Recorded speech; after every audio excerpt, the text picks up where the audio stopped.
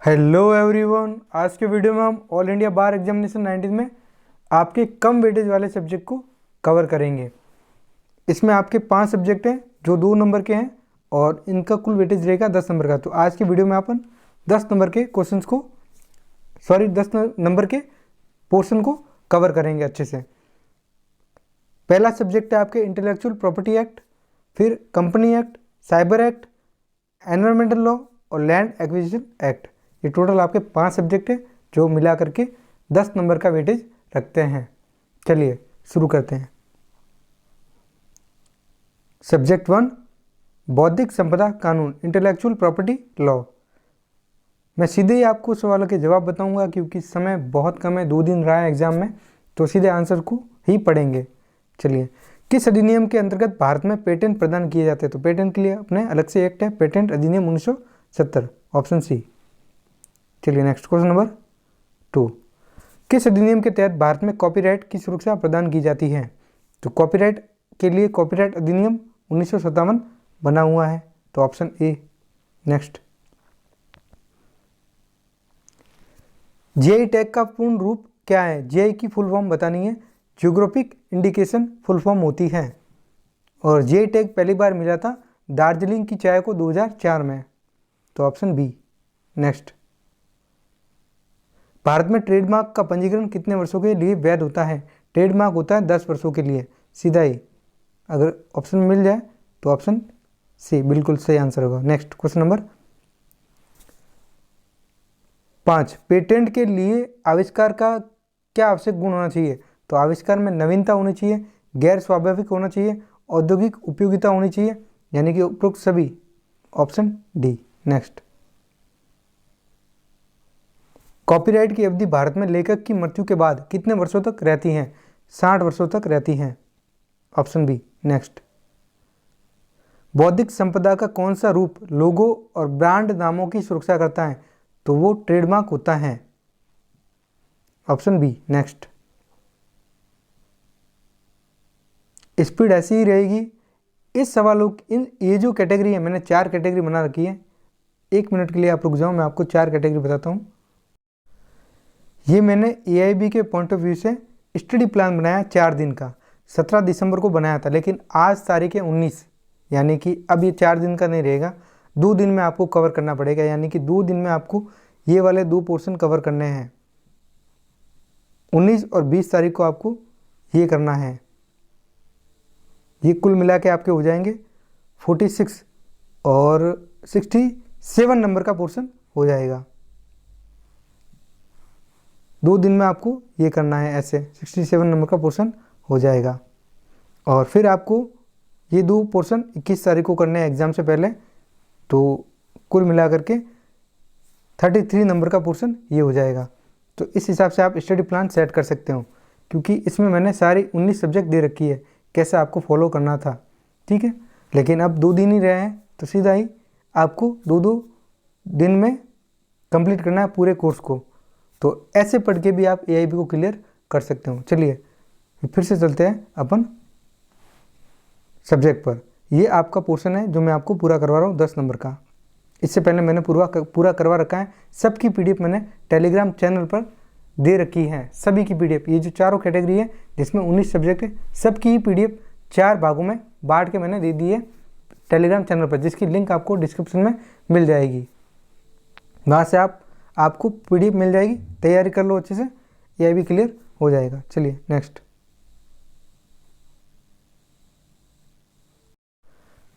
भारत में डिजाइन अधिनियम 2000 का उद्देश्य क्या है? औद्योगिक डिजाइन की सुरक्षा करना, ऑप्शन बी इसका सही आंसर होगा। नेक्स्ट क्वेश्चन नंबर 9, विश्व बौद्धिक संपदा संगठन यानी कि विपो, वर्ल्ड इंटेलेक्चुअल प्रॉपर्टी ऑर्गेनाइजेशन का मुख्यालय कहाँ स्थित है? जिनेवा में है, ऑप्शन बी। नेक्स्ट, सीधे सवालों के जवाब बताऊंगा, समय बहुत कम है तो स्पीड ऐसी ही रहेगी। किस प्रकार के अधिकार सार्वजनिक डोमेन में आते हैं? कॉपीराइट जिनकी अवधि समाप्त हो चुकी हो, पेटेंट समाप्त हो चुके हो, जो सार्वजनिक उपयोग के लिए हो, तो ऑप्शन डी इसका सही आंसर होगा। नेक्स्ट क्वेश्चन नंबर 11, भारत में पेटेंट कार्यालय का मुख्यालय कहाँ स्थित है? कोलकाता में है, ऑप्शन सी। नेक्स्ट, पेटेंट अधिनियम 1970 में संशोधन कब किया गया था? तो ये हुआ था 2005 में, option C. Next, fair use का सिद्धांत किस बौद्धिक संपदा से संबंधित है? तो फेयर यूज है कॉपीराइट से संबंधित, ऑप्शन सी। नेक्स्ट, भौगोलिक संकेत टैग मुख्य रूप से किसके लिए उपयोग किया जाता है? तो ये कृषि उत्पाद के लिए भी उपयोग किया जाता है, हस्तशिल्प के लिए भी उपयोग किया जाता है, औद्योगिक उत्पाद, तीनों के लिए, ऑप्शन डी इसका सही आंसर होगा, उपरोक्त सभी। नेक्स्ट, किस प्रकार की बौद्धिक संपदा का उपयोग चिकित्सा प्रक्रियाओं की सुरक्षा के लिए नहीं किया जा सकता? तो पेटेंट का नहीं किया जा सकता, बाकी सबका किया जा सकता है, ऑप्शन ए इसका सही आंसर होगा। नेक्स्ट, भारत में trade related aspect of intellectual property rights trips समझौते को कब अपनाया गया? 1995 में अपनाया गया था, ऑप्शन बी इसका सही आंसर होगा। 1 जनवरी 1995 को लागू हुआ था। कॉपीराइट का संरक्षण किन क्षेत्रों में लागू होता है? तो कॉपीराइट साहित्यिक कार्य, संगीत कार्य, सॉफ्टवेयर सभी में लागू होता है, ऑप्शन डी सही आंसर होगा। नेक्स्ट, क्वेश्चन नंबर 18, डिजाइन के पंजीकरण के लिए भारत में अधिकतम अवधि डिजाइन के लिए है 15 वर्ष, याद रखिएगा, ऑप्शन सी। नेक्स्ट, पेटेंट के अनुदान की प्रक्रिया को क्या कहा जाता है? अनुदान प्रक्रिया कहा जाता है ग्रांट प्रोसीडर,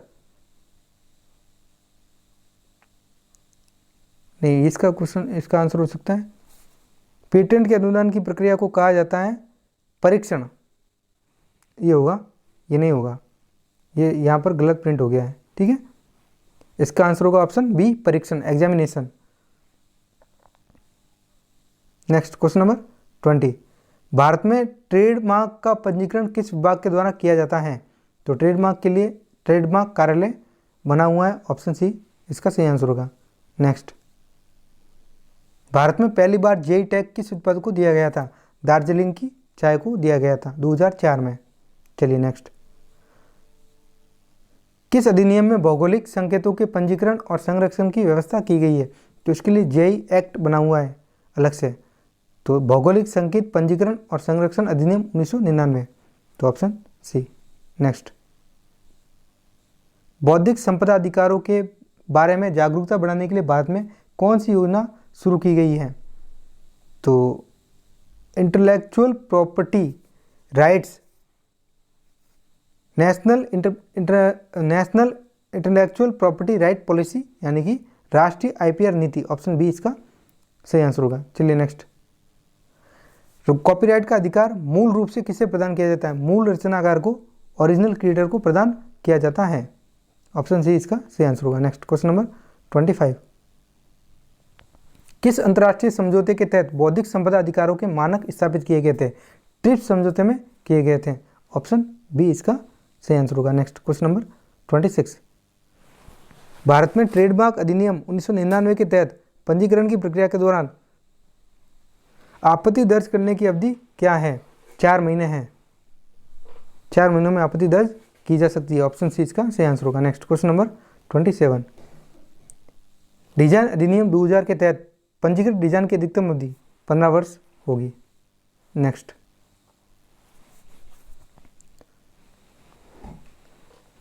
कॉपीराइट अधिनियम 1957 के तहत किस प्रकार के कार्यों को कॉपीराइट सुरक्षा प्रदान की जाती है? साहित्यिक, कलात्मक, संगीत, नाटकीय, सिनेमा, ध्वनि रिकॉर्डिंग, उपरोक्त सभी इसका सही आंसर होगा। नेक्स्ट, किस प्रकार की बौद्धिक संपदा व्यापार रहस्य के अंतर्गत आती है? तो आती है औद्योगिक गोपनीयता, ऑप्शन सी इसका सही आंसर होगा। चलिए नेक्स्ट, ट्रिप्स समझौता किस संगठन के तहत आता है? ट्रिप्स समझौता आता है विश्व व्यापार संगठन, यानी कि WTO के, वर्ल्ड ट्रेड ऑर्गेनाइजेशन के अंडर में आता है, ऑप्शन बी। नेक्स्ट, पेटेंट अधिनियम 1970 के तहत पेटेंट की अधिकतम अवधि कितनी होगी? 20 वर्ष की होगी। पेटेंट हमेशा 20 वर्षों के लिए होता है। AIB 17 में पूछा गया है, AIB 18 में पूछा गया है। नेक्स्ट,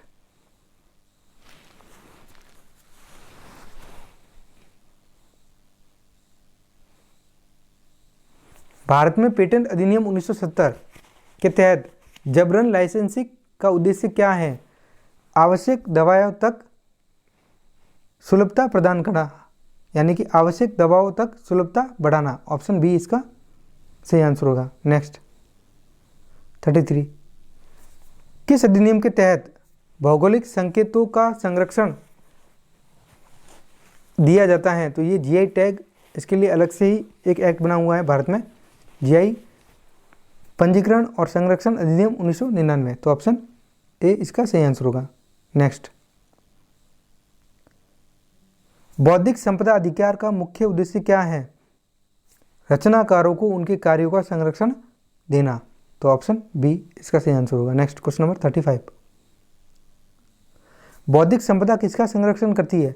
नवाचार और विचार का संरक्षण करती है। तो ऑप्शन बी इसका सही आंसर होगा। नेक्स्ट, ये क्वेश्चन आप देख लोगे, इतना ही सफिशिएंट है एग्जाम के पॉइंट ऑफ व्यू से।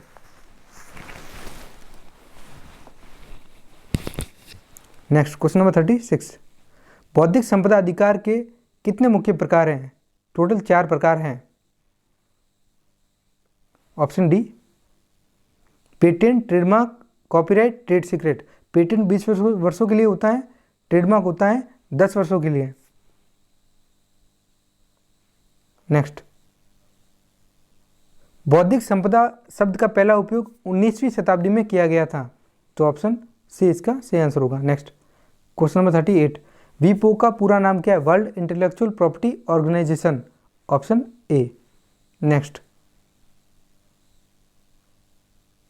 बौद्धिक संपदा कानून के तहत कौन सा अधिकार साहित्यिक और कलात्मक कार्यों को संरक्षित करता है, कॉपीराइट करता है? तो ऑप्शन सी सही आंसर होगा। नेक्स्ट, भौगोलिक संकेत का क्या अर्थ है? भौगोलिक संकेत उत्पाद की गुणवत्ता और स्थान से संबंधित होता है। तो ऑप्शन बी इसका सही आंसर। हमेशा उपरोक्त सभी नहीं होता है, ध्यान रखिएगा। नेक्स्ट, ट्रिप्स समझौता किसका हिस्सा है? तो ये WTO यानी कि विश्व व्यापार संगठन का हिस्सा है। ऑप्शन बी इसका सही आंसर होगा। नेक्स्ट क्वेश्चन नंबर 42, किस प्रकार का बौद्धिक संपदा अधिकार ब्रांड नाम और लोगों को संरक्षित करता है? तो ट्रेडमार्क करता है। ऑप्शन सी पूछा गया है AIB 18 में IPL की जर्सी का एग्जाम्पल दे करके। नेक्स्ट, वीपो का मुख्यालय कहाँ स्थित है? तो ये जिनेवा में है। Option B. नेक्स्ट, पेटेंट अधिनियम 1970 भारत में किसके लिए लागू किया जाता है? आविष्कार के लिए पेटेंट लागू होता है। Option A. नेक्स्ट, किस अंतर्राष्ट्रीय संधि के तहत कॉपीराइट का संरक्षण प्रदान किया गया है? ये पूछा जाता है। बर्न कन्वेंशन याद रखना है। Option B. नेक्स्ट, भारत में ट्रिप्स समझौते को किस वर्ष लागू किया गया? तो 1 जनवरी 1995 को लागू किया गया था। ऑप्शन ए इसका सही आंसर होगा। ये सुप्रीम कोर्ट के कुछ केस है जो आप पढ़ सकते हो PDF लेकर के। मैं यहाँ से स्किप कर रहा हूँ, सीधे नेक्स्ट सब्जेक्ट पे जाऊँगा। आप पढ़ सकते हो केस को वीडियो को रोक करके।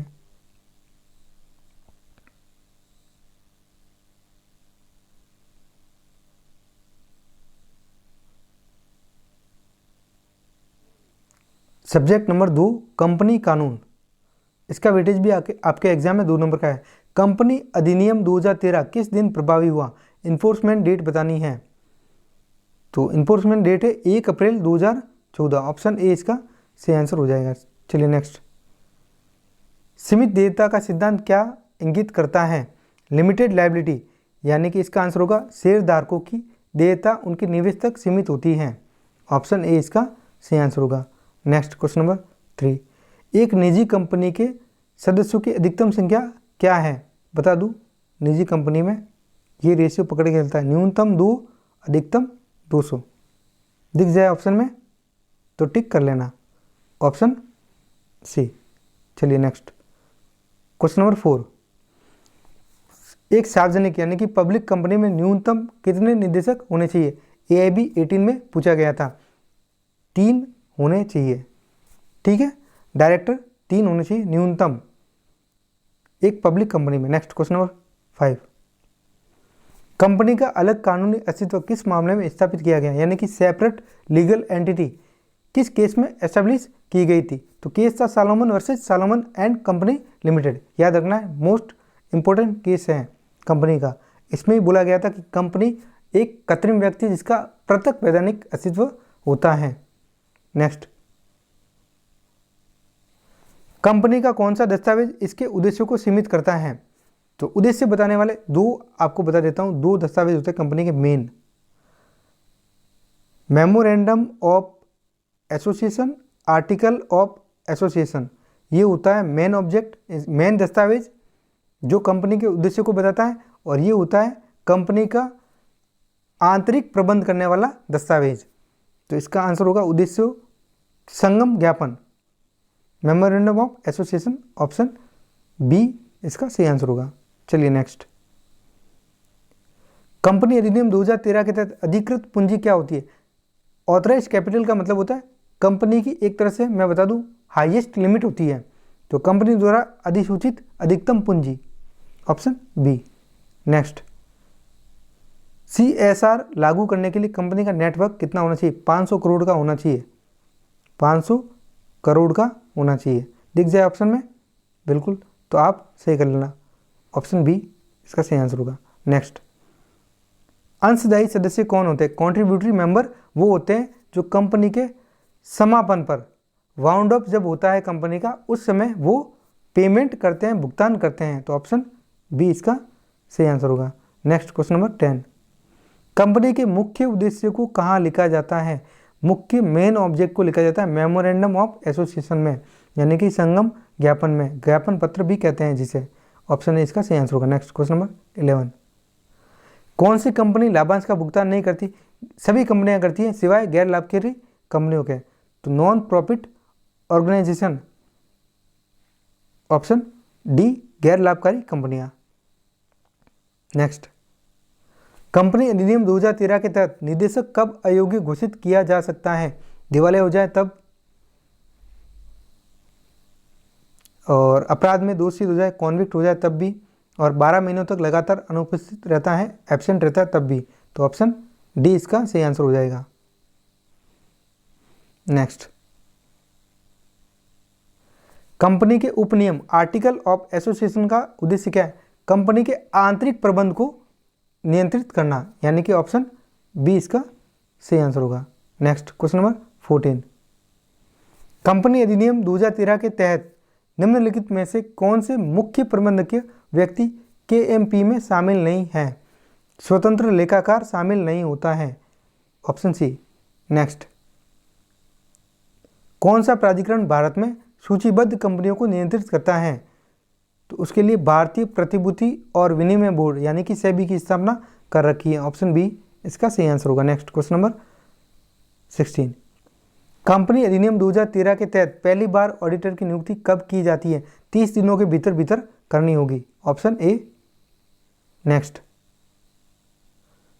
सार्वजनिक कंपनी को अपनी पहली वैधानिक बैठक कब आयोजित करनी चाहिए? तो पहली बैठक होगी पंजीकरण के 6 महीने के भीतर, ऑप्शन बी।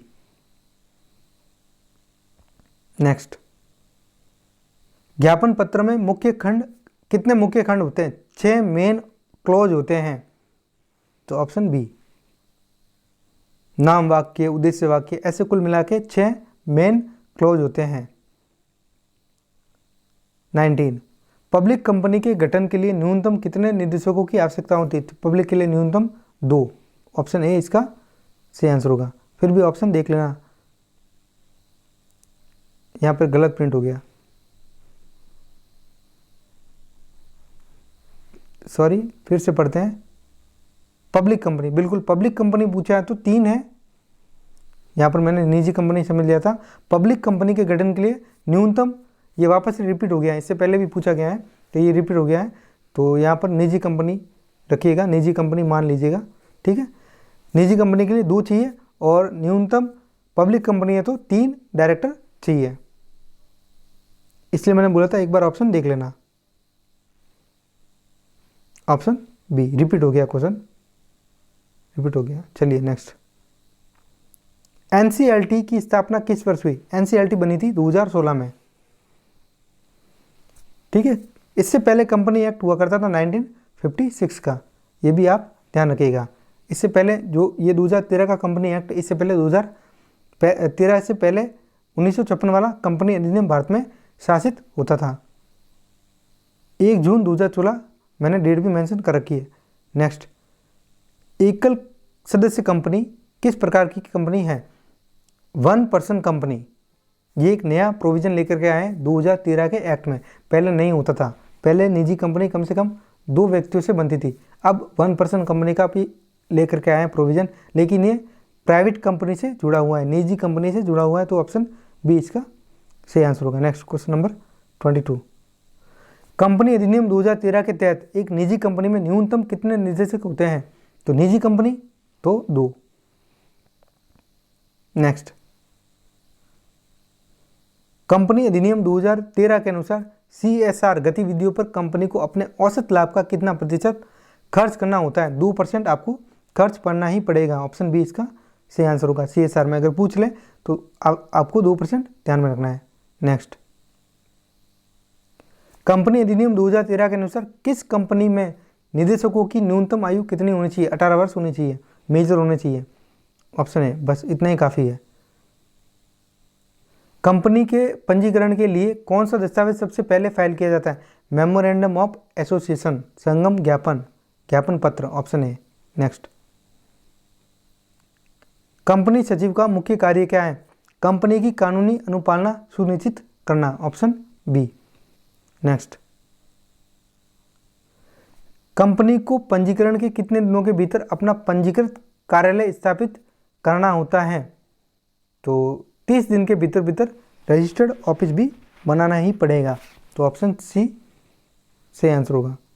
नेक्स्ट, कंपनी अधिनियम 2013 के तहत स्वतंत्र निदेशक कौन होता है? स्वतंत्र निदेशक, इंडिपेंडेंट डायरेक्टर, कंपनी का बाहरी व्यक्ति जिसका कंपनी से कोई संबंध नहीं होता। तो ऑप्शन बी इसका सही आंसर होगा। Next question number 29, shell company किसे कहा जाता है? तो सेल का मतलब है ऐसी कंपनी जो डॉक्यूमेंट में है, भौतिक रूप से जिसका कोई भी अस्तित्व नहीं है, सिर्फ कागजों में मौजूद है।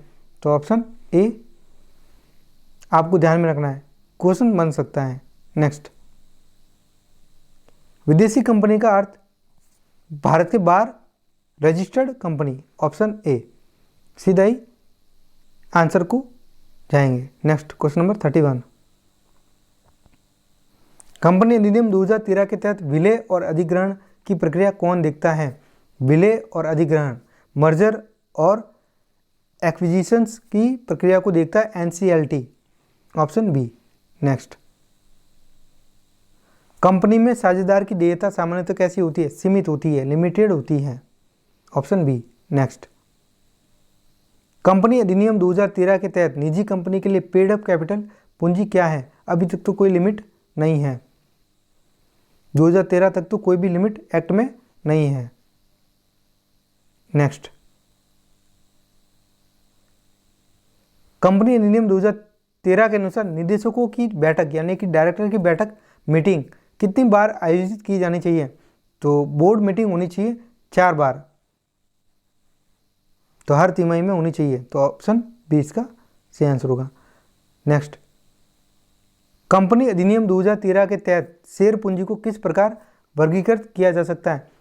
ऑथराइज हो सकती है, इशूड हो सकती है, इशूड सब्सक्राइब हो सकती है, पेड अप कैपिटल हो सकती है। तो उपरोक्त सभी। Option D. नेक्स्ट, डिबेंचर किसे कहा जाता है? मैं आपको बता दूं, डिबेंचर का मतलब होता है जब भी कभी कंपनी को ऋण की आवश्यकता होती है तो कंपनी एक सर्टिफिकेट इशू करती है लोन लेने के लिए, तो जनता में आवेदन करती है, तो उसे ही कहते हैं डिबेंचर। तो कंपनी द्वारा जारी किया गया ऋण का एक साधन होता है। Option B. नेक्स्ट, कंपनी अधिनियम 2013 के अनुसार वित्तीय वर्ष कब समाप्त होता है? तो फाइनेंशियल ईयर पढ़ लो, पूछा जाता है। फाइनेंशियल ईयर 1 अप्रैल से शुरू होता है, 31 मार्च को पूरा होता है, तो 31 मार्च को पूरा होगा। ऑप्शन ए इसका सही आंसर होगा। नेक्स्ट, विशेष प्रस्ताव को कितने प्रतिशत मतों से पारित किया जाता है? 75% मतों से पारित किया जाता है। ऑप्शन सी इसका सही आंसर होगा। नेक्स्ट, कंपनी को एक कानूनी इकाई क्यों माना जाता है?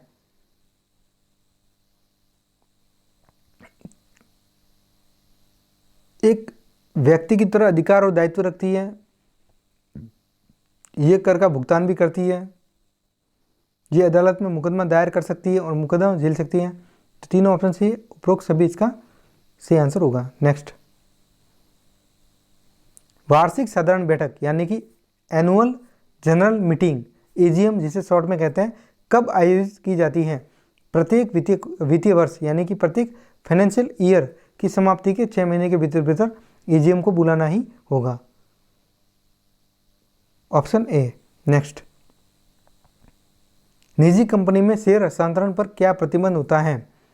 तो निजी कंपनी में तो शेयर ट्रांसफरेबल होते ही नहीं है, शेयर सार्वजनिक रूप से नहीं बेचे जा सकते हैं, निवेशकों की अनुमति आवश्यक है, केवल मौजूदा शेयरधारकों को स्थानांतरित किया जा सकता है। तो ऑप्शन डी इसका सही आंसर होगा। सही बात, सभी बातें सही बता रहे हैं। नेक्स्ट, कंपनी का पंजीकरण होने का लाभ क्या है? अलग कानूनी पहचान बन जाएगी। जब तक कंपनी का इनकॉर्पोरेशन नहीं होगा तब तक कंपनी का सदस्यों से अलग अस्तित्व नहीं बनेगा। तो ऑप्शन बी। नेक्स्ट, कंपनी का विघटन किसके माध्यम से किया जा सकता है? सदस्यों द्वारा स्वैच्छिक रूप से, न्यायालय के आदेश से, ऋणदाताओं के अनुरोध पर। तो ऑप्शन ए बी सी तीनों सही है, ऑप्शन डी इसका सही आंसर होगा। नेक्स्ट, कंपनी में निदेशक के चयन की प्रक्रिया कौन तय करता है? तो कंपनी के शेयर होल्डर तय करते हैं, ध्यान रखना, ऑप्शन ए इसका सही आंसर है। नेक्स्ट, अल्ट्रा वायर्स का क्या अर्थ होता है? अल्ट्रा वायर्स का मतलब होता है कंपनी का अधिकार क्षेत्र होता है उससे बाहर जाकर के काम करना, कंपनी के अधिकार क्षेत्र से बाहर, beyond the scope of the companies powers. तो ऑप्शन बी इसका सही आंसर होगा। नेक्स्ट, एक कंपनी के अधिकारों में से एक प्रमुख अधिकार है, कानूनी रूप से अनुबंध करने का अधिकार होता है कंपनी को, व्यक्तिगत संपत्ति रखने का नहीं अधिकार होता है। ये ऑप्शन है इसका सही आंसर है। कानूनी रूप से अनुबंध करने का, कॉन्ट्रैक्ट करने का राइट है कंपनी को, क्योंकि कंपनी का एक सेपरेट लीगल एंटिटी है। नेक्स्ट, निम्नलिखित में से कौन सा अधिकार शेयरधारकों के पास होता है? कंपनी में लाभ में हिस्सा प्राप्त करने का अधिकार होता है, ऑप्शन सी इसका जो है वो सही आंसर होगा। नेक्स्ट, कंपनी का स्वामित्व किस प्रकार से निर्धारित होता है? शेयरधारकों द्वारा, निदेशकों द्वारा, सरकार द्वारा, कर्मचारियों द्वारा। तो अगर कंपनी का स्वामित्व तो शेयर होल्डर को ध्यान में रखेंगे, ऑप्शन ए इसका सही आंसर होगा। नेक्स्ट, प्राइवेट कंपनी और पब्लिक कंपनी के बीच प्रमुख अंतर क्या है? प्राइवेट कंपनी के शेयर खुले बाजार में नहीं बिक सकते, पब्लिक कंपनी को अधिकतम 50 सदस्य की अनुमति होती है,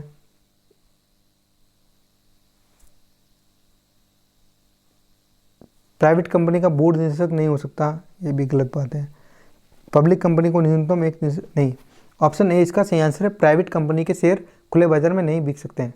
नेक्स्ट, यदि कोई कंपनी अधिनियम 2013 के प्रावधानों का उल्लंघन करती है तो कौन दंडनीय होता है? कंपनी के निदेशक होंगे, वही कंपनी का संचालन करते हैं तो उन्हीं को लायबल होना पड़ेगा। तो ऑप्शन ए इसका सही आंसर होगा। नेक्स्ट, अब ये तो केस लॉज है, इसमें ये केस इंपॉर्टेंट है, सालोमन बनाम सालोमन एंड कंपनी का पूछा जा सकता है। फिर मैं आपको बता दूं दूसरा फोज बनाम हार्बोटल का केस भी पूछा जाता है।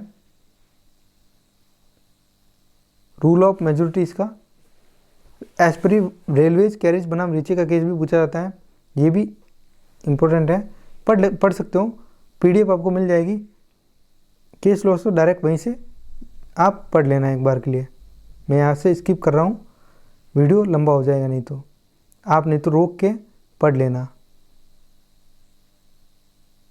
वीडियो को रोक के पढ़ लेना। मैं धीरे धीरे इसकी स्क्रॉल कर रहा हूँ।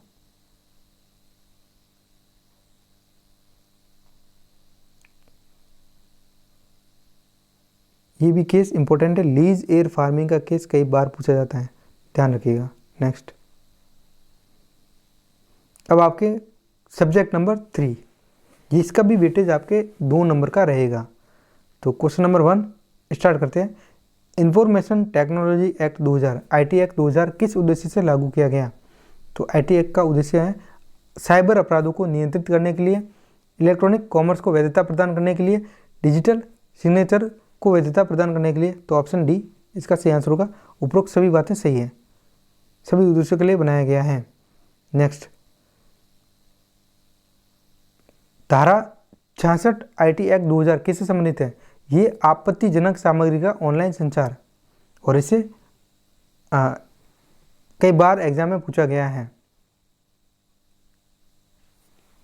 नेक्स्ट, फिशिंग का अर्थ क्या होता है? फिशिंग का मतलब होता है किसी भी व्यक्ति की ऑनलाइन व्यक्तिगत जानकारी को चुराना, जैसे कि किसी भी अकाउंट को हैक कर लेना, उसकी निजी जानकारी को चुराना उसके बिना कंसेंट के।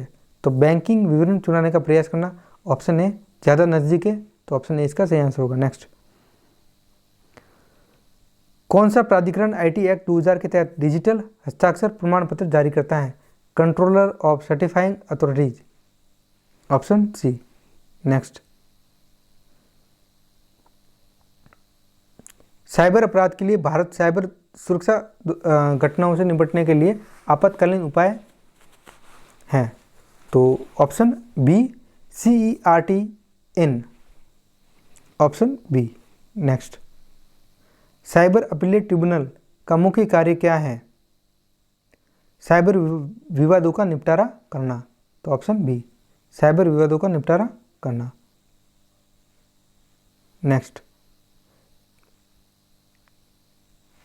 ईमेल स्पूफिंग का मतलब होता है, आपको बताना है, इसका आंसर मैं बता देता हूँ आपको, फर्जी ईमेल भेजना। Option A. नेक्स्ट, साइबर आतंकवाद किस सेक्शन में आता है? तो धारा 66 ऐप में आता है। ऑप्शन बी इसका सही आंसर होगा। अगर आपको साइबर लॉ आपको लेकर के जाना है, सारे बेट आप लेकर के जाओगे, लेकिन इसके लिए आप आईटी एक्ट का लेकर के जाना, आपके लिए थोड़ा बेनिफिशियल हो जाएगा। नेक्स्ट, स्पैमिंग का क्या अर्थ है? स्पैम का मतलब होता है, ये तो आपके ईमेल में फोल्डर भी होता है, अनावश्यक ईमेल भेजना। Option A. Next, cyber law में डेटा ब्रीचिंग का क्या मतलब होता है? तो डेटा ब्रीचिंग का मतलब होता है डेटा का अनधिकृत उपयोग। Option A. Next,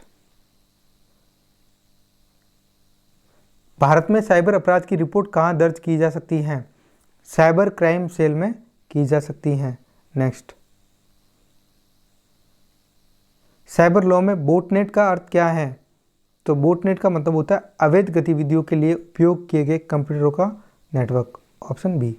next, ransomware क्या है? रैंसमवेयर एक प्रकार का वायरस है जो फाइल को एन्क्रिप्ट करता है और फिरौती की मांग करता है। Option A. Next, IT act 2000 के तहत साइबर अपराधों से निपटने के लिए कौन सा ट्रिब्यूनल स्थापित किया गया?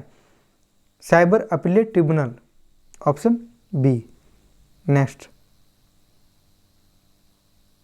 आईपी एड्रेस उपयोग किसके लिए किया जाता है? नेटवर्क पर उपकरण की पहचान करने के लिए। Option B. Next,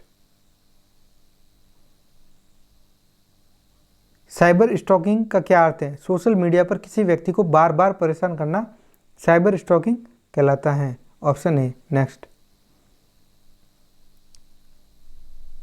computer emergency response team का मुख्य कार्य क्या है? यहाँ पर सर्ट की फुल फॉर्म भी आ गई, computer emergency response team, cyber हमलों का पता लगाना और निवारण करना। Option A. नेक्स्ट, कौन सा साइबर अपराध इलेक्ट्रॉनिक माध्यम से पहचान की चोरी करता है? तो ये फिशिंग होता है। Option A. Next, cyber law के तहत डीओएस हमले का उद्देश्य होता है, डिनाइल ऑफ सर्विस का उद्देश्य होता है सर्वर को अस्थायी रूप से अनुपलब्ध करवाना। तो option B. Next, cyber law में लॉजिक बॉम्ब का क्या अर्थ है? तो लॉजिक बॉम्ब का मतलब होता है एक कोड जो किसी निश्चित घटना पर ट्रिगर होता है। Option A. नेक्स्ट, कौन सा साइबर अपराध वेबसाइट की सामग्री को अवैध रूप से बदलने से संबंधित है? तो website defacement, option A. Next, cyber अपराध की श्रेणी में निम्नलिखित में से कौन सा नहीं आता है? हैकिंग आता है, फिशिंग भी आता है, चोरी नहीं आता है। चोरी आईपीसी में कवर होती है। नेक्स्ट, साइबर अपराधों की सुनवाई के लिए किस न्यायालय को अधिकार दिया गया है? साइबर अपीलीय न्यायाधिकरण, साइबर अपीलीय tribunal, option B. Next, Bharat में सूचना प्रौद्योगिकी अधिनियम कब लागू हुआ? 2000 में लागू हुआ है, option C. Next, digital signature का उपयोग क्यों किया जाता है? दस्तावेज की प्रामाणिकता और अखंडता सुनिश्चित करने के लिए, तो ऑप्शन बी इसका सही आंसर होगा। नेक्स्ट, क्वेश्चन नंबर 26, साइबर अपराध और पारंपरिक अपराध में मुख्य अंतर क्या है?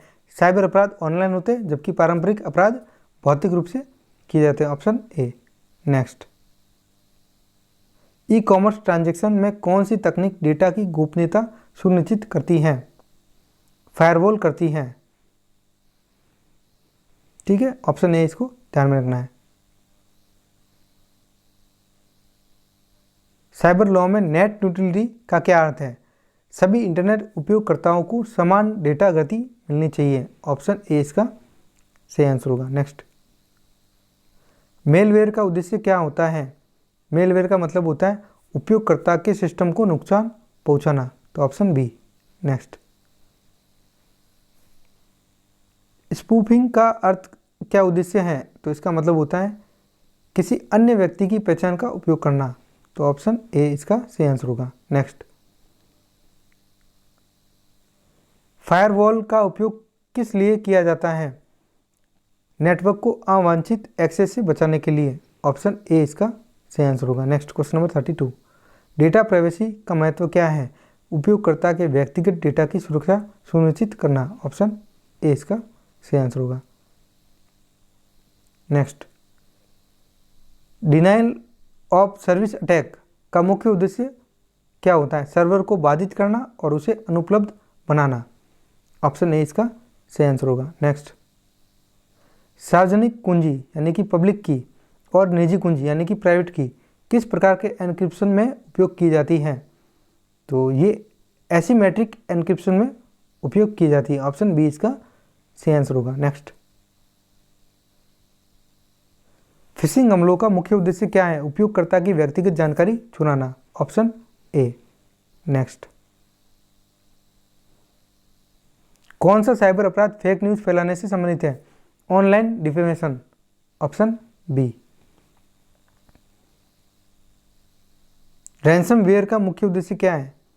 रैंसमवेयर एक प्रकार का वायरस है, उपयोगकर्ता के डेटा को लॉक करना और फिरौती की मांग करना, option A. Next, question number 38, deep fake तकनीक का उपयोग मुख्य रूप से किसके लिए किया जाता है? तो डीप फेक नकली वीडियो और ऑडियो बनाने के लिए उपयोग में किया जाता है, तो ऑप्शन ए। नेक्स्ट, कोविड-19 महामारी के दौरान किस प्रकार का साइबर अपराध तेजी से बढ़ा है? फिशिंग बढ़ा था, ऑप्शन ए। फिशिंग का मतलब होता है बैंक अकाउंट को खाली करना यानी कि हैक करके लोगों के पैसे लूटना, ऑनलाइन तरीके से फ्रॉड करना। Next, question number 40, crypto currency से जुड़े अपराध किस श्रेणी में आते हैं? तो ये आता है साइबर धोखाधड़ी, cyber fraud, option A. Next, 41, किस प्रकार का साइबर अपराध सोशल मीडिया प्लेटफॉर्म पर नकली प्रोफाइल बनाने से जुड़ा है? Impersonation, option A. Next, doxing का अर्थ क्या है? डॉक्सिंग का अर्थ होता है किसी व्यक्ति की जानकारी को ऑनलाइन सार्वजनिक करना, ऑप्शन ए इसका सही आंसर होगा। सीधे ही सवालों के जवाब बता रहा हूँ आपको, टाइम वेस्ट किए बिना।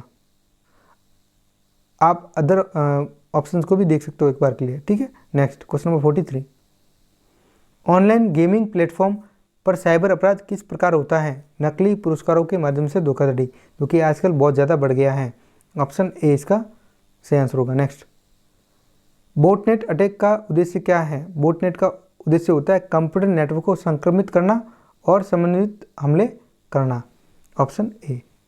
नेक्स्ट, अब ये केस लॉज है, जो ये केस ये तो पूछा गया था AIB 18 में, ये तो मोस्ट इंपॉर्टेंट है, ये अभी पूछा गया AIB 18 में, श्रेया सिंघल वाला।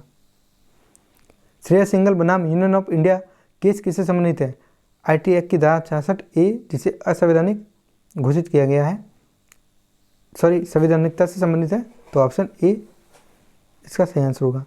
नेक्स्ट, पुत्तस्वामी का केस भी आप ध्यान में रखोगे, ये भी पूछा जा सकता है, गोपनीयता से संबंधित है, निजता से संबंधित।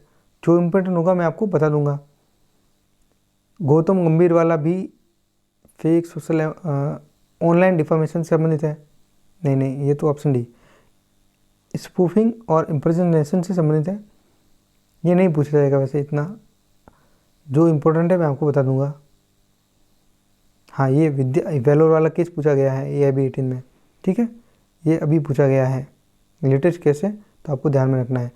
विद्यापति वेलोर बनाम यूनियन ऑफ इंडिया 2018 केस किससे संबंधित है? Data right to be forgotten, option A. Puttaswamy का केस पूछा जा सकता है, ये भारत के न्यायमूर्ति हैं पुट्टुस्वामी, तो ये गोपनीयता राइट टू प्राइवेसी को लेकर के ज़्यादा ही गंभीर बने हुए हैं।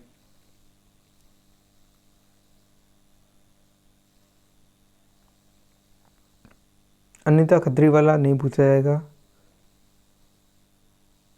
श्रेया सिंघल का पूछ लिया एग्जाम में, एक बार आप देख लेना, एक बार के लिए आप केस लॉज को भी नहीं पूछा जाता है, वैसे रेयर केसेस में पूछा जाता है, फिर भी आप देख लेना, मैं प्रोवाइड करा लूँगा। सब्जेक्ट नंबर 4 एनवायरमेंटल लॉ, पर्यावरणीय विधि, ये भी आपके एग्जाम में 2 नंबर का वेटेज रखती हैं, 2 नंबर का वेटेज रखती है। चलिए क्वेश्चन नंबर 1, भारतीय संविधान का कौन सा अनुच्छेद पर्यावरण संरक्षण का निर्देश देता है? तो आर्टिकल 48A, ऑप्शन बी इसका सही आंसर होगा। नेक्स्ट, पर्यावरण संरक्षण अधिनियम 1986 किस घटना के बाद लागू किया गया था? जो एक्ट है एनवायरमेंटल प्रोटेक्शन एक्ट 1986, ये लागू हुआ था भोपाल गैस त्रासदी के बाद में, ऑप्शन ए इसका सही आंसर होगा।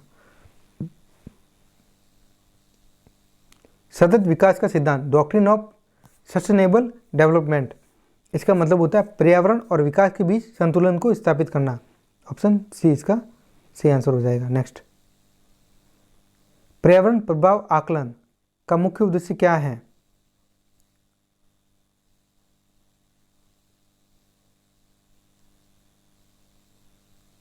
तो इसका मुख्य उद्देश्य है पर्यावरण संरक्षण को बढ़ावा देना, ऑप्शन सी। नेक्स्ट, भारत में जल प्रदूषण निवारण नियंत्रण अधिनियम कब लागू किया गया? 1974 में लागू हुआ है, ऑप्शन बी। नेक्स्ट, राष्ट्रीय हरित प्राधिकरण यानी कि नेशनल ग्रीन ट्रिब्यूनल की स्थापना किस वर्ष किस अधिनियम के तहत हुई?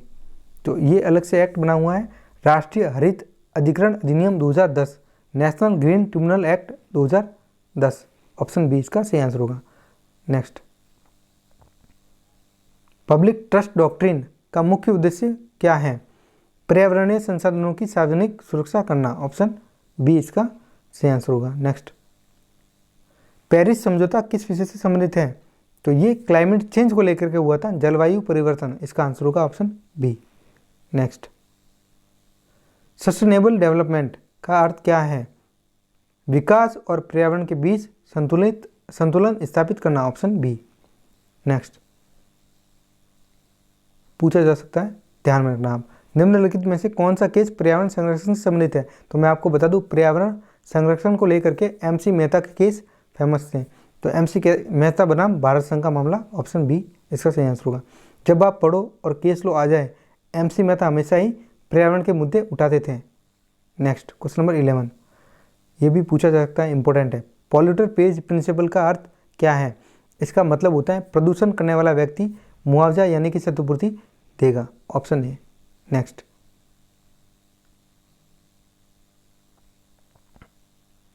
RL&ES Greenworld versus Union of India Bharat संघ केस किससे संबंधित है?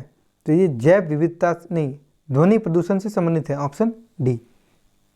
नेक्स्ट,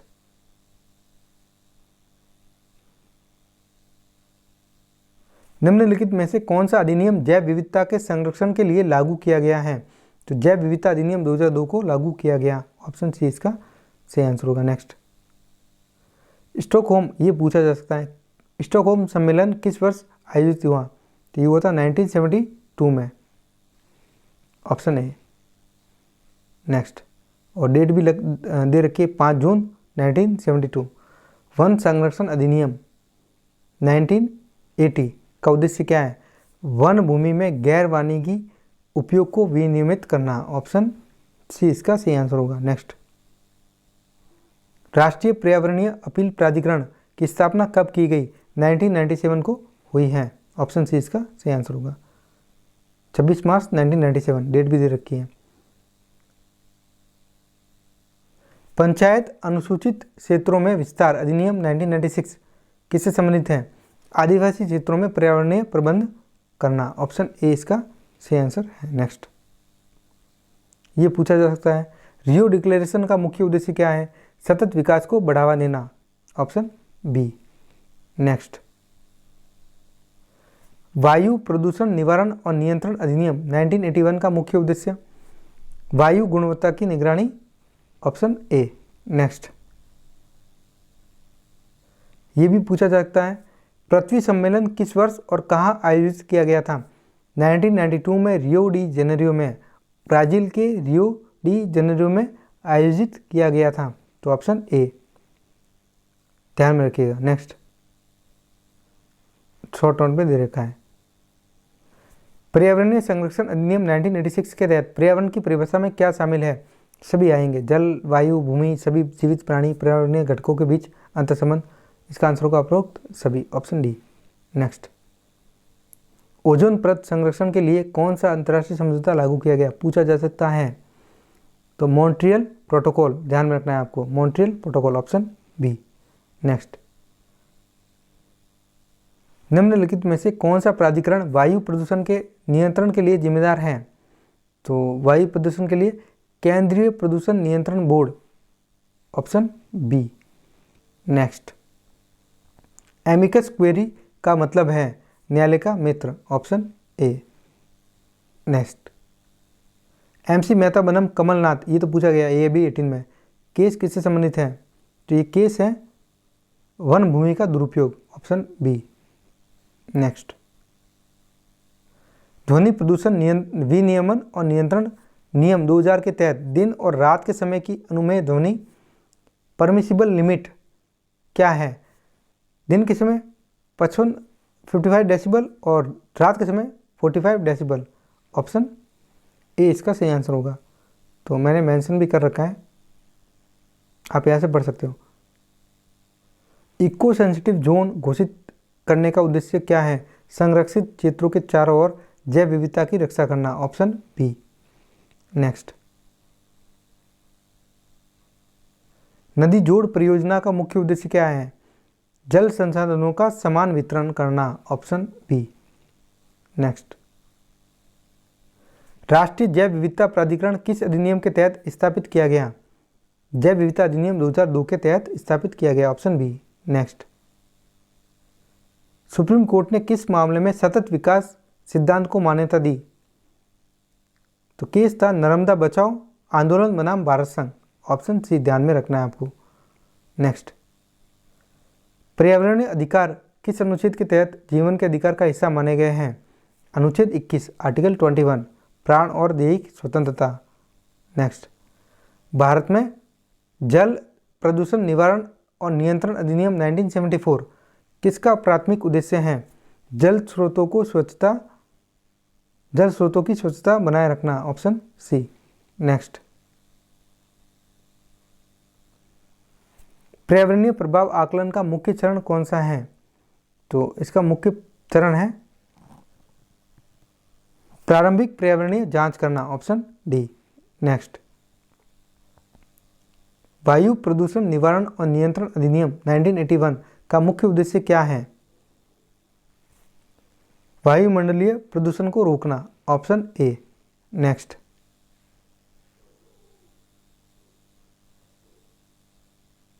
वन्य जीव संरक्षण अधिनियम 1972 वाइल्ड लाइफ प्रोटेक्शन एक्ट का मुख्य उद्देश्य क्या है? वन्य जीवों और उनके आवासों की सुरक्षा करना। Option B. नेक्स्ट, जैव विविधता अधिनियम 2002 का प्राथमिक उद्देश्य क्या है? जैव विविधता का संरक्षण और सतत उपयोग। Option B. नेक्स्ट, पर्यावरण संरक्षण अधिनियम 1986 को संविधान के किस अनुच्छेद के तहत लागू किया गया?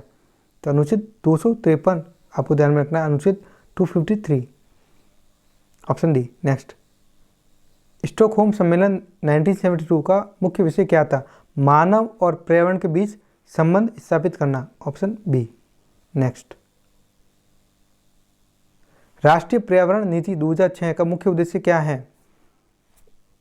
पर्यावरण संरक्षण और सतत विकास को बढ़ावा देना। Option B. Next, Supreme Court ने पर्यावरण संरक्षण से संबंधित किस सिद्धांत को एमसी मेहता बनाम भारत संघ के मामले में अपनाया? पॉल्यूटर पेज सिद्धांत को अपनाया है। Option A. Next, MC Mehta बनाम भारत संघ केस किससे संबंधित है? तो ये गंगा नदी प्रदूषण से संबंधित है। अब ये तो सभी पर केस लेकर के आए थे, ताजमहल पर भी लेकर के आए हैं। एमसी मेहता बनाम कमलनाथ केस का सिद्धांत किसे AIB 18 में पूछा गया है? सतत सावधानी का सिद्धांत नहीं, इसका ऑप्शन होगा, देख लेते हैं एक बार क्या है। सार्वजनिक न्याय सिद्धांत, public trust doctrine. Option A पूछा गया है AIB 18 में। किस लॉज, एक बार इसके तो देख ही लेना आप क्योंकि ये इंपॉर्टेंट है। ओल्गा टेलिस बनाम बॉम्बे नगर निगम, ये बेदखली के खिलाफ अधिकार। ऑप्शन सी।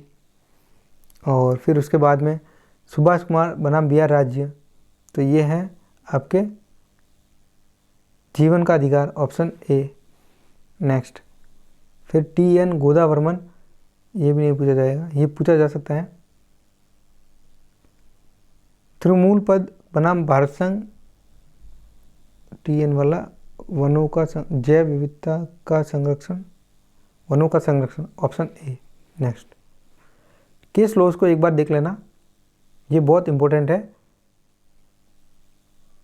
एक बार इसको वेलोर वाला ये पूछा गया है AIB 18 में, अभी पूछा गया था लास्ट ईयर के एग्जाम में कि इसमें कौन से सिद्धांत हैं? पॉल्यूटर पेज सिद्धांत है, पब्लिक ट्रस्ट डॉक्ट्रिन है और प्रिकॉशनरी प्रिंसिपल भी है।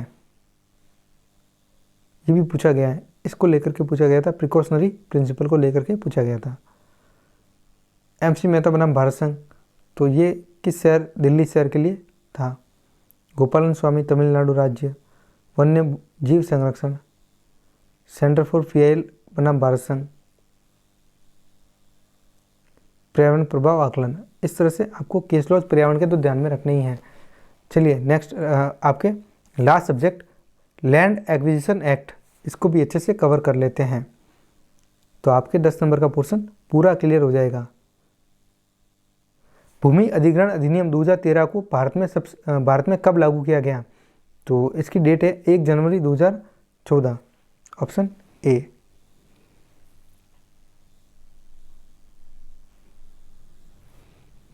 नेक्स्ट, भूमि अधिग्रहण अधिनियम 2013 किस अनुच्छेद के तहत आता है? Article 300A। Option A, sorry D, option D article 300 है। पहले आपके 7 फंडामेंटल राइट हुआ करते थे, अब आपके फंडामेंटल राइट सिर्फ 6 ही हैं। एक को हटा दिया, संपत्ति के अधिकार को हटा दिया है, तो उसको क्या बनाया? उसको कानूनी अधिकार बनाया है। कानूनी अधिकार का मतलब होता है जिसे सरकार जब चाहे छीन सकती है आपसे। नेक्स्ट, इस अधिनियम का उद्देश्य क्या है? तो इसका उद्देश्य पारदर्शिता सुनिश्चित करना, उचित मुआवजा देना, पुनर्वास और पुनर्स्थापन करना। ऑप्शन डी इसका सही आंसर होगा। नेक्स्ट, भूमि अधिग्रहण अधिनियम 2013 के अनुसार सार्वजनिक प्रयोजन की परिभाषा में कौन सा शामिल नहीं है? निजी अस्पताल का निर्माण शामिल नहीं है। Option B. नेक्स्ट, भूमि अधिग्रहण अधिनियम 2013 के तहत अधिग्रहण प्रक्रिया को पूरा करने के लिए अधिकतम समय सीमा क्या है? 5 वर्ष है। Option C. नेक्स्ट, कौन सा अधिनियम भूमि अधिग्रहण अधिनियम 2013 को प्रतिस्थापित करता है? भूमि अधिग्रहण अधिनियम 1894 का एक्ट। Option B. नेक्स्ट, भूमि अधिग्रहण अधिनियम 2013 में पुनर्वास और पुनर्स्थापन अवार्ड यानी कि पंचाट का आदेश कौन पारित करता है? हमेशा ही कलेक्टर करता है, ध्यान में रखना, ऑप्शन सी। नेक्स्ट, ये पूछा गया AIB 18 में, भूमि अधिग्रहण अधिनियम 2013 में न्यूनतम कितनी सहमति आवश्यक है जब भूमि निजी कंपनियों के लिए अधिग्रहित की जाए? अभी पूछा गया लास्ट ईयर के एग्जाम में, 80%, ऑप्शन डी। तो पूछा जा सकता है सार्वजनिक कंपनी, तो आप ध्यान में रखना निजी सार्वजनिक 70%। नेक्स्ट, भूमि अधिग्रहण अधिनियम 2013 के अंतर्गत पारदर्शिता और पुनर्वास को बढ़ावा देने का प्रावधान किसके लिए है? तो विस्थापित परिवारों के लिए है, ऑप्शन बी, आपको ध्यान में रखना है। चलिए नेक्स्ट, भूमि अधिग्रहण अधिनियम 2013 के तहत किसानों और प्रभावित परिवारों को कितनी बार मुआवजा दिया जाता है? ग्रामीण क्षेत्रों में 4 गुना और शहरी क्षेत्रों में 2 गुना, ऑप्शन सी। नेक्स्ट, भूमि अधिग्रहण अधिनियम 2013 में पुनर्वास का क्या अर्थ है? विस्थापित लोगों को आजीविका देना, आर्थिक सहायता प्रदान करना, नहीं, विस्थापित परिवारों को नए स्थान पर बसाना, ऑप्शन सी इसका सही आंसर होगा। नेक्स्ट, भूमि अधिग्रहण अधिनियम 2013 के तहत कितने वर्षों तक अधिग्रहित भूमि का उपयोग नहीं होने पर इसे मूल मालिक को लौटाना होगा? 5 वर्षों का प्रावधान दे रखा है, ऑप्शन सी। नेक्स्ट, भूमि अधिग्रहण अधिनियम 2013 का अनुपालन न करने की स्थिति में कानूनी चुनौती कितने दिनों के भीतर दी जा सकती है? तो इसके लिए तो 3 मंथ है वैसे, लेकिन आपको 60 दिन भी ध्यान में रखना होगा। हाँ, 60 दिन है, ठीक है। अधिकतम आपको इसमें ध्यान में रखना है कितने दिनों के लिए, तो 60 दिनों के लिए आपको ध्यान में रखना है, ऑप्शन बी। नेक्स्ट, भूमि अधिग्रहण अधिनियम 2013 के तहत पुनर्वास और पुनर्स्थापन योजना को लागू करने की जिम्मेदारी किसकी होती है? जिला कलेक्टर की होती है, ऑप्शन ए। नेक्स्ट, भूमि अधिग्रहण अधिनियम 2013 में सामाजिक प्रभाव आकलन रिपोर्ट तैयार करने में कितना समय? 3 महीने लगता है, option A. Next, social impact assessment report तैयार करने के लिए 6 महीने का समय लगता है, ऑप्शन बी इसका सही आंसर होगा। एक बार के लिए आप क्रॉस चेक कर लेना। भूमि अधिग्रहण अधिनियम 2013 के अंतर्गत पुनर्वास और पुनर्स्थापन की मंजूरी देने के लिए कौन सा प्राधिकरण जिम्मेदार है? जिला पुनर्वास और पुनर्स्थापन समिति, ऑप्शन ए इसका सही आंसर होगा। नेक्स्ट, भूमि अधिग्रहण अधिनियम 2013 के तहत प्रभावित परिवार की परिभाषा में कौन शामिल है? भूमि मालिक, पट्टेदार, भूमिहीन, मजदूर, ये सभी आते हैं, उपरोक्त सभी इसका आंसर होगा। नेक्स्ट, भूमि अधिग्रहण अधिनियम 2013 के तहत न्यूनतम मुआवजा ग्रामीण क्षेत्रों में बाजार मूल्य का कितना गुना होता है? 4 गुना होता है, ऑप्शन सी। नेक्स्ट, भूमि अधिग्रहण अधिनियम 2013 में मुआवजे का भुगतान कितने समय के भीतर करना होगा? 12 महीनों के भीतर करना होगा, ऑप्शन डी। नेक्स्ट, नहीं, इसको भी से एक बार क्रॉस चेक कर लेना। भूमि अधिग्रहण अधिनियम 2013 के 13 में मुआवजे का भुगतान कितने समय में करना होगा? 3 महीने, देख लेना आप एक बार क्रॉस चेक कर लेना। नेक्स्ट, भूमि अधिग्रहण अधिनियम 2013 के तहत प्रभावित परिवारों को मुआवजा कितने समय के भीतर दिया जाना चाहिए? तो इसके लिए 1 वर्ष है। हाँ, यहाँ थोड़ा कन्फ्यूजन है। ये है भूमि अधिग्रहण अधिनियम 2013 में मुआवजे भुगतान कितने समय के भीतर करना होगा? 3 महीने। और बिल्कुल प्रभावित परिवारों को 1 वर्ष के भीतर, लेकिन फिर भी एक बार आप क्रॉस चेक कर लेना, डाउट नहीं रहना चाहिए। अधिनियम के तहत मैं भी आपको बता दूंगा डिस्क्रिप्शन में मेंशन करके। अधिनियम के तहत अधिग्रहित भूमि को उसके मूल मालिक को कितने वर्षों में वापस किया जा सकता है यदि उसका उपयोग नहीं होता है? 5 वर्ष पूछा जा सकता है, और पूछा भी गया है शायद AIB 18 या 17 में। नेक्स्ट, भूमि अधिग्रहण अधिनियम 2013 में विशेष न्यायालय की स्थापना का उद्देश्य क्या है? तो मुआवजे के विवादों का निपटारा करना, पुनर्वास और पुनर्स्थापन मामलों का समाधान करना, भूमि अधिग्रहण से संबंधित अन्य विवादों को समाधान करना। तो ऑप्शन डी इसका सही आंसर होगा। नेक्स्ट, पुनर्वास और पुनर्स्थापन में किन पहलुओं को शामिल किया जाता है? आवास और आजीविका, मुआवजा, नहीं, ऑप्शन ए होगा, आवास और आजीविका।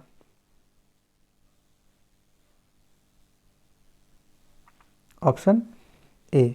नेक्स्ट, किस स्थिति में भूमि अधिग्रहण अधिनियम 2013 के तहत अधिग्रहण प्रक्रिया को समाप्त किया जा सकता है? जब भूमि का उपयोग निर्धारित समय सीमा में नहीं होता है। ठीक है, ऑप्शन ए इसका सही आंसर होगा।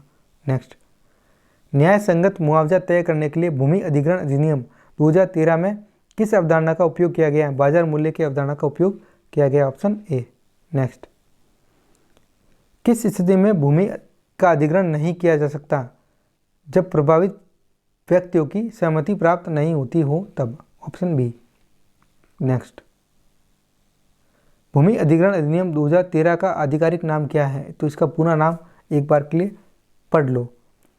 The right to fair compensation and transparency in land acquisition, rehabilitation and resettlement act 2013, option सी।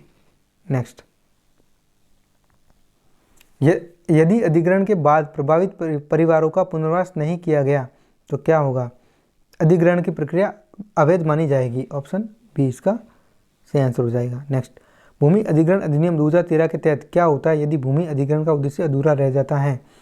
तो भूमि मालिक को वापस लौटानी पड़ेगी, तो ऑप्शन सी, भूमि मालिक को भूमि वापस दी जाएगी, ऑप्शन सी। नेक्स्ट, सार्वजनिक उद्देश्य की परिभाषा किस प्रकार की परियोजना को शामिल करती है? बुनियादी ढांचा, शैक्षणिक और स्वास्थ्य परियोजनाओं को शामिल करती हैं, ऑप्शन ए इसका सही आंसर होगा। नेक्स्ट, फिर आगे आपके सुप्रीम कोर्ट के केस लॉज आपको एक बार के लिए देखना है। सिर्फ किस मामले में सुप्रीम कोर्ट ने भूमि अधिग्रहण अधिनियम 1894 के तहत अनुचित मुआवजे की समस्या को लेकर के टिप्पणी की थी? तो केशवानंद भारती का केस है, KT plantation private limited state of Karnataka का केस, देवचरण बनाम उत्तर प्रदेश का केस था। पब्लिक पर्पस की व्याख्या की गई थी RL Arora versus state of Uttar Pradesh में। फिर PAL, भूमि अधिग्रहण का उद्देश्य केवल जनहित होना चाहिए, PAL नहीं है, जनहित होना चाहिए, ये बोला गया था स्टेट ऑफ पंजाब बनाम गुरदयाल सिंह के केस में। फिर सोशल इम्पैक्ट असेसमेंट, इसको पूछा जा सकता है, तो ये है आपके नर्मदा बचाओ आंदोलन वर्सेज यूनियन ऑफ इंडिया। फिर आपके आता है कौन सा सुप्रीम कोर्ट का मामला अधिग्रहण भूमि अधिग्रहण अधिनियम 2013 के सहमति की आवश्यकता पर आधारित है? तो Indore development authority versus Manohar Lal and others. Supreme Court ने किस केस में कहा कि अनुच्छेद 300A संपत्ति के अधिकार को संरक्षित करता है? केस था KT plantation private limited versus state of Karnataka. Eminent domain सिद्धांत पर सुप्रीम कोर्ट का कौन सा प्रमुख मामला है? स्टेट ऑफ बिहार कामेश्वर सिंह, ये पूछा गया है EIB 18 में, ये अभी पूछा गया है, लास्ट ईयर एग्जाम में पूछा गया है।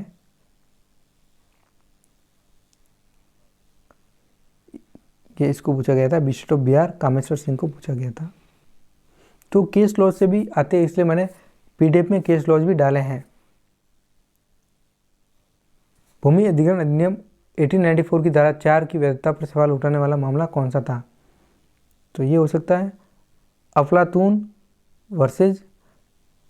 अफलातून limited versus governor of Delhi हो सकता है। भूमि अधिग्रहण और अनुच्छेद 14 के बीच संघर्ष का ये पूछा जा सकता है, इसको ध्यान में रखना आप एक बार के लिए। केस आपके state of west Bengal versus Bela Banerjee. अनुच्छेद 14 और भूमि अधिग्रहण के बीच संघर्ष का निपटारा किस मामले में किया गया था? तो ये केस था स्टेट ऑफ बंगाल वर्सेज बेला बनर्जी। किस मामले में सुप्रीम कोर्ट ने कहा कि भूमि अधिग्रहण में प्रभावित लोगों की सहमति आवश्यक है? ये भी पूछा जा सकता है। Orissa industrial infrastructure development corporation versus Supai मुंडा।